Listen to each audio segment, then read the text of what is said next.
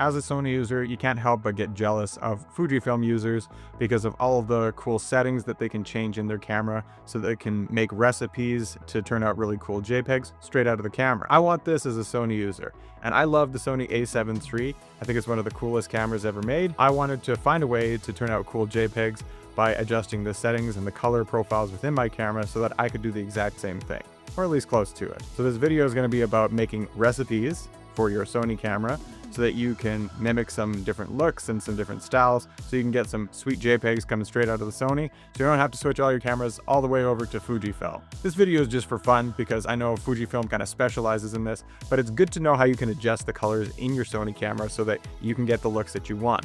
This one's specifically for the Sony A7 III because that's what I got, but I imagine you can do this a lot with some of the other newer Sony cameras as well. This video is probably 10 years too late, but nonetheless, I'm making it anyways because I still love the Sony A7 III. So what I'm going to do is just show you what the setup looks like for this. I'm also going to show you some examples along the way of photos that I took using this profile so you can kind of see what the end results are going to be.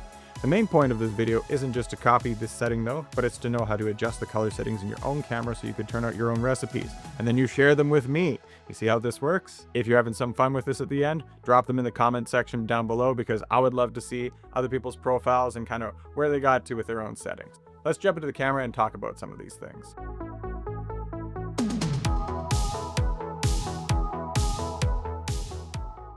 Okay, so I'm just in my Sony A7 III, and what I'm going to do is just kind of walk you through the different things that we can look at to kind of achieve the look that we're aiming for. And so what we'll do is we'll go into the menu system. We are in the menu 1, and we're on the 12th page here. We're going to go all the way down to our picture picture profile, and just know that you will be getting rid of the ones that are already preset on here. So if you want to preserve those ones, you can look at what they are as a standard thing if you don't want to get rid of them. I think you can also reset these, so it's not a big deal. So what I'll do is I'll jump into my setup for this one, and I'll give you an overview of kind of what each one of these things does and sort of the purpose of it, and just kind of walk you through what I'm looking at. So first we're just going to go into our black level, and for this one I selected -2, and so this is all about how dark your shadows are. And so what I want is I'm mimicking Kodak Gold, so this is going to be Kodak Gold film look, and so I'm pulling this down a little bit. I don't want things to be so dark because if I lower this down, it's really gonna kind of crush out some of those blacks, because you can go pretty dark with it, and I don't want it to be washed out either, so I'm not going to go into the plus side of things. I think -2 is about the right amount for me. Maybe -3 actually. I'm just gonna go a little bit -3. Yeah. The gamma part is actually quite important too, and so you have to select the right one from here that is the look that you're looking at, or the look you're looking for. And so this is going to be controlling things like brightness, contrast, and dynamic range. And so it controls a lot of different components of it, and these are sort of pre-built profiles, and so you can kind of go through these ones and pick one that suits what you're looking for. I think that Cine 4 or a Cine 2 are probably the ones that I'm mostly looking for, because these ones are going to be again a little bit less contrasty, and they're going to be a little bit better with those skin tones, and they're going to be a little bit softer, so it's not going to be a crazy dramatic look. For this one, I think any ones of these Cine ones are usually pretty good. I would say Cine 2 or 4 is a good fit for what we're shooting with. I think I posted on the picture Cine 4, so I'll pick that one for now. I think this profile does well for that film-like look, so things aren't going to be so crazy dramatic. It'll allow us to have a little bit more, I would say, play with making the image look a little bit softer by the end of it. Next thing that we're looking at is the black gamma, which is going to control contrast in the shadows, and so I'm going to jump into this one. I can pick middle, I think, and then I'm going to go into levels, and essentially when you have positive values, you're lifting your shadows. When you have negative values, you have deeper shadows, and so this just kind of depends on that look that you're trying to make. I think that what I had in my recipe for this one was to be in the middle and then have level 3. So let's do that for now. The next thing, knee, has to do with your highlights more than your shadows, and so I don't know exactly how this specifically affects it, but it does impact how how the bright parts of your image display themselves. And since I'm kind of going for that Kodak Gold kind of filmy look, then it's going to be important because I'm going to kind of slightly overexpose some of the things that I'm shooting. You can go into manual, go into manual set, and you can shape essentially where the compression starts, and then just how aggressively you're compressing your highlights as well.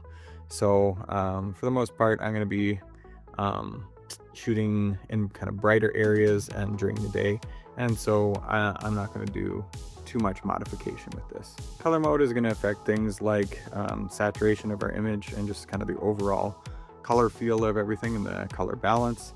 And so each one of these has sort of a different purpose for using it. And so something like cinema would be warmer, and so I'll probably pick this one for right now. So it's gonna have those warmer colors, or you could pick Pro. Actually, you know what, let's go with Pro. That's in my recipe. Soft skin tones. So yeah, let's do that for now. Keep our filmy look. But I think you could also get away with doing cinema here. That would be just fine. Saturation is exactly what you think it is. It's saturation. So the overall saturation of your image. Depending on what time of day I'm shooting, how bright it is, what the natural ambient light is doing, I will dial this between a 5 and an 8. 8 being a little bit more saturated, obviously. I went out yesterday and shot, and it seemed a little bit too washed out, so I think 8's actually kind of a nice place to be for that, let's say, Kodak Gold filmy look. Color phase, I actually don't know what color phase does, to be honest. If I'm guessing, oh, color phase is is your tint. So I'm gonna err a little bit more to the green side of things. Sometimes it just helps to look at what your image is doing when you're staring at it, because that will tell you exactly what these settings are. Color depth's pretty important. So this is the part where we want to be a little bit more exact, I would say, with what we're aiming at. And so I'm going to change a couple of these guys. And so for my color depth, maybe I'll take it down a little bit here with my reds. With my greens, I want to take those down a little bit too. And with my blues, I'm going to go blues. We're going to take our blues up a little bit. And cyan is going to be +7. And our magenta 0. Yellow is going to be -5. This is where the recipe really comes into it, right? Because there's an infinite number of ways you can configure this, and you can get some pretty cool looking setups with this. I've played around with it quite a lot, and I'm actually very impressed with how much you can shift the colors on everything. Our detail, we're gonna go to -7 because I don't want as much clarity or digital, what would you say, digital look to it. So I want it to be a little bit less precise, a little bit more soft. Within the detail, there's also a lot of other things that you can adjust here too. This is what I have set for it.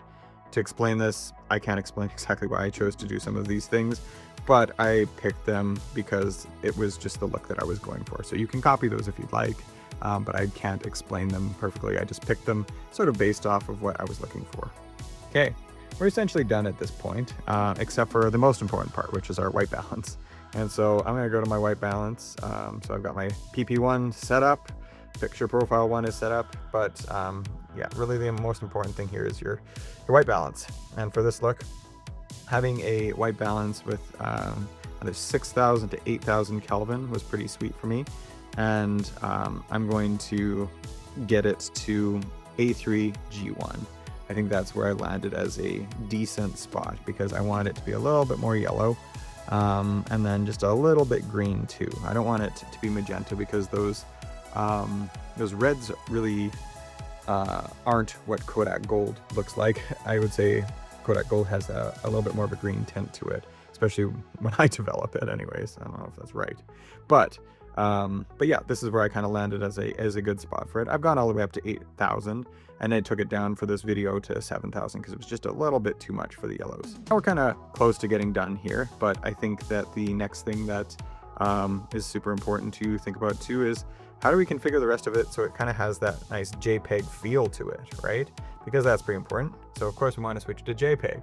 You can switch it to RAW, but at this point we're sort of in-body editing rather than editing post, and so your shots are going to come out as is, and they're not going to be as easy to manipulate and edit if you put a really strong picture profile on it. So that's something to bear in mind, is that we're sort of in-body editing rather than post-editing.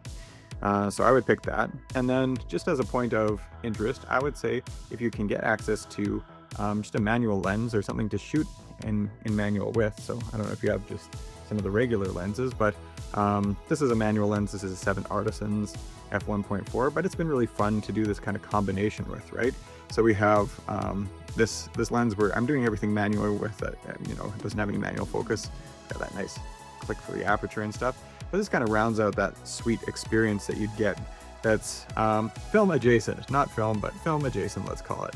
And so, yeah, this would be something that would be kind of a fun way to configure your camera physically as well, so that not only do we have that sort of baked in profile setting, but we also have the experience sort of baked into it as well. So don't forget to switch it to JPEG.